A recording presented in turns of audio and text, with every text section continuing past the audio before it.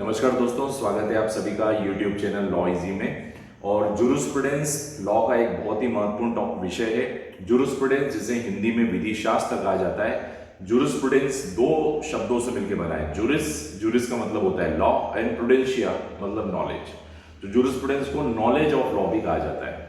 और इसी जूरिस्प्रूडेंस में दो महत्वपूर्ण टॉपिक आते हैं, दो महत्वपूर्ण कॉन्सेप्ट आते हैं। एक होता है ऑनरशिप और एक होता है पजेशन।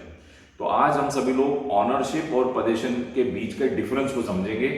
ऑनरशिप को हिंदी में स्वामित्व कहा जाता है और पजेशन को हिंदी में आधिपत्य यानी कब्जा कहा जाता है। ये स्वामित्व क्या होता है और कब्जा क्या होता है?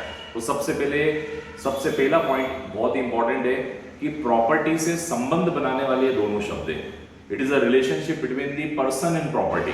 किसी व्यक्ति का संपत्ति से जो संबंध होता है वो दो ही संबंध होते हैं। एक होता है ऑनरशिप यानी स्वामित्व और एक होता है कब्जा। इन दोनों कॉन्सेप्ट में से भी स्वामित्व सर्वोत्तम अधिकार होता है। सर्वोत्तम मतलब सबसे बेस्ट राइट यदि किसी पर्सन का प्रॉपर्टी पे होता है तो उसे ऑनरशिप कहा जाता है। और ये दोयम दर्जे का है, मतलब पजेशन जो है वो ऑनरशिप से थोड़ा सा कम इंपॉर्टेंट है। पर इन दोनों कॉन्सेप्ट में एक डिफरेंस भी है। अनेक बार एग्जामिनेशंस में पूछा जाता है। आइए उस डिफरेंस को करते हैं। तो आज का टॉपिक है ऑनरशिप वर्सेस पजेशन यानी मालिकाना हक यानी स्वामित्व बनाम कब्जा।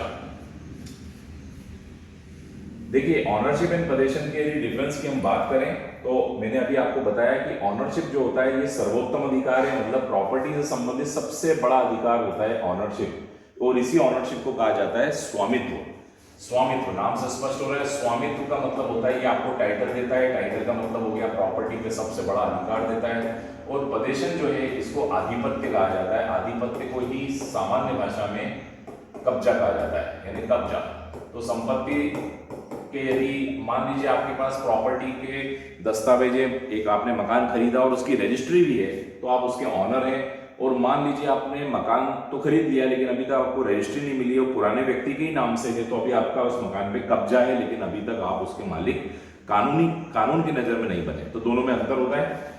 आइए हम स्टार्ट करते हैं। Ownership is the act state और राइट ओइंग समथिंग, यानी आप किसी प्रॉपर्टी पर, किसी संपत्ति पे पूरी तरीके से यदि आपका कब्जा है, नियंत्रण है, तो इसका मतलब वो ऑनरशिप है। लेकिन possession is the act state और राइट हैविंग फिजिकल कस्टडी। ये सिर्फ बोलता है भौतिक कब्जा।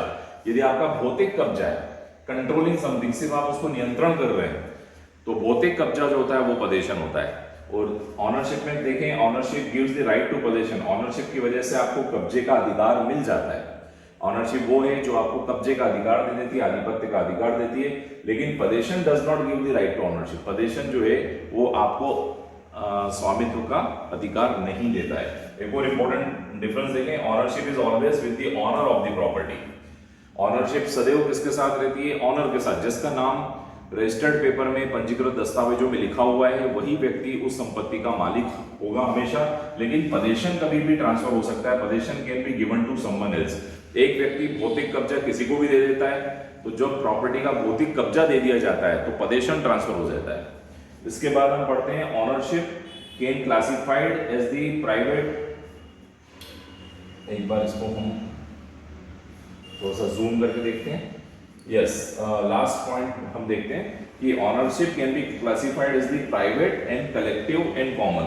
प्राइवेट ऑनरशिप हो सकती है, किसी व्यक्ति विशेष की हो सकती है। कलेक्टिव यानी सामूहिक हो सकती है, या नहीं तो फिर कॉमन हो सकती है। कॉमन ऑनरशिप है ना, दो या दो से अधिक लोग भी मालिक हो सकते हैं। Possession can be classified as actual possession. Actual मतलब किसका भौतिक नियंत्रण है।